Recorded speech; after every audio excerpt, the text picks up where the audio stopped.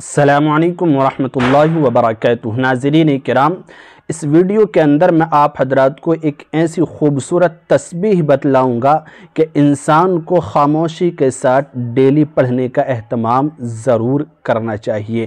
یہ ایک ایسی تسبیح ہے کہ اگر انسان اس کو پڑھنے کا معمول بنا لے اپنی زندگی کے اندر، دن میں اور رات کو، صبح کو، شام کو، چلتے پھرتے اپنے کام کاج میں لگے ہوئے اگر خاموشی کے ساتھ اس کا اہتمام کرتا رہے تو 1 2 نہیں، 20 نہیں، بلکہ 50 اور 100 نہیں، اس سے بھی کہیں زیادہ بلکہ اربوں کھربوں پریشانیوں سے انسان محفوظ ہو سکتا ہے۔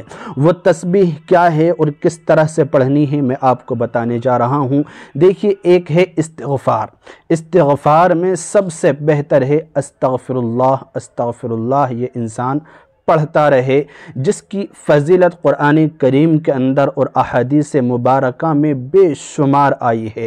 پیارے رسول صلی اللہ علیہ وسلم خود استغفار کا اہتمام فرمایا کرتے تھے، اور یہی نہیں، بعض روایات سے اندازہ ہوتا ہے کہ استغفار سے انسان بڑی سے بڑی مشکلوں سے نجات حاصل کر لیتا ہے۔ قرآن کریم کے اندر خود بیان فرمایا گیا، فَقُلْتُ اسْتَغْفِرُوا رَبَّكُمْ إِنَّهُ كَانَ غَفَّارًا يُرْسِلِ السَّمَاءَ عَلَيْكُمْ مِدْرَارًا وَيُمْدِدْكُمْ بِأَمْوَالٍ وَبَنِينَ وَيَجْعَلْ لَكُمْ جَنَّاتٍ وَيَجْعَلْ لَكُمْ أَنْهَارًا۔ یعنی اس آیت کے اندر اللہ رب العزت نے یہ ارشاد فرمایا کہ تم استغفار کرو گے تو اللہ تعالیٰ تمہاری مغفرت فرما دے گا، تمہیں آل و اولاد، تمہیں مال اور آسمان سے بارش نازل کرے گا، ناز و نعمتوں سے نوازے گا، دنیا کے اندر ترقی اور آخرت میں کامیابی عطا کرے گا، تمہیں باغات عطا کرے گا۔ یعنی دنیا اور آخرت کی بے شمار نعمتیں اللہ رب العزت مرحمت فرما دے گا۔ تو ایک استغفار کی تسبیح یعنی استغفر اللہ، استغفر اللہ، یہ خاموشی کے ساتھ، اور اس کے ساتھ ساتھ میں جو تسبیح پڑھنی ہے وہ ہے اللہم لک الحمد ولک الشکر۔ استغفر اللہ، اللہم لک الحمد ولک الشکر، استغفر اللہ، اللہم لک الحمد ولک الشکر۔ یہ جو ہے اللہ تعالیٰ کی تعریف اور اللہ کے شکر کو بیان کرنے کے لیے ہے۔ شکر کی بڑی فضیلت احادیث مبارکہ میں خود اللہ تعالیٰ نے قرآن کریم کے اندر ارشاد فرمایا، لئن شکرتم لازیدنکم ولئن کفرتم ان عذاب لشدید۔ یعنی اگر تم میرا شکر ادا کرو گے، لئن شکرتم لازیدنکم، تو میں تمہارے پاس نعمتوں کی بڑھوتری کروں گا، تو میں اور زیادہ عطا کروں گا، تمہارے آل و اولاد میں، تمہارے مال و دولت میں، تمہاری عزت و آبرو میں خوب ترقی مرحمت فرماؤں گا۔ لئن شکرتم لازیدنکم ولئن کفرتم، اور اگر تم میری ناشکری کرو گے، نافرمانی کرو گے، تو یاد رکھنا میری پھر پکڑ بڑی سخت ہے۔ دوسری جگہ اللہ تعالی نے فرمایا، ما یفعل اللہ بعذابکم ان شکرتم وآمنتم۔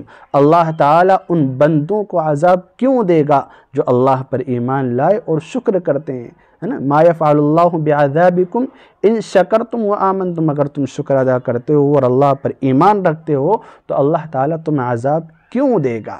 یعنی شکر گزار بندہ جو ہوتا ہے، جو اللہ تعالیٰ کا ہر حال میں شکر ادا کرتا ہے، تو پھر اللہ رب العزت اس کو ہر طرح کی پریشانی سے اور ہر طرح کی مشکلات سے محفوظ رکھتا ہے۔ وہ دنیا کے اندر بھی کامیاب رہتا ہے اور آخرت کے اندر بھی کامیاب رہتا ہے۔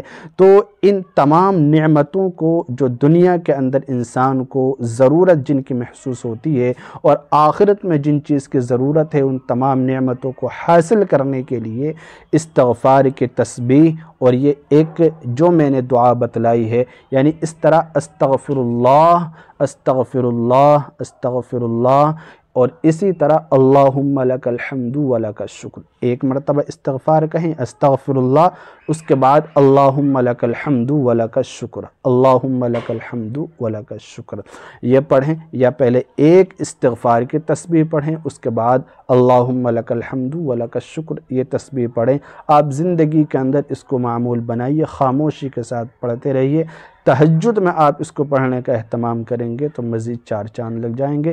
بس خاموشی کے ساتھ پڑھتے رہیے، اللہ تعالیٰ خاموشی کے ساتھ آپ کے کام بناتا رہے گا۔ امید ہے بات آپ کو سمجھ میں آ گئی ہوگی۔ اہتمام کیجئے، دعاؤں میں یاد رکھیے، اپنا خیال رکھیے۔ السلام علیکم ورحمۃ اللہ وبرکاتہ۔